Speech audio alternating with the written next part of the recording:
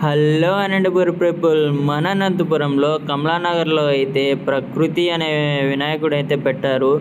ప్రకృతిని కాపాడండి అనే కాన్సెప్ట్ అయితే వీళ్ళు ఈ వినాయకుడిని తయారు చేశారు. చూడటానికైతే రెండు కళ్ళు అయితే సరిపోవు, ఒకసారి అయితే చూడండి. చాలా చాలా చాలా చాలా అంటే చాలా బాగుంది. ఒకసారి అయితే విజిట్ చేయండి. ప్రకృతిని కాపాడడం అనే కాన్సెప్ట్ మీద అయితే వీళ్ళు వినాయకుడిని అయితే చేస్తారు. చూడండి, డెకరేషన్ కానీ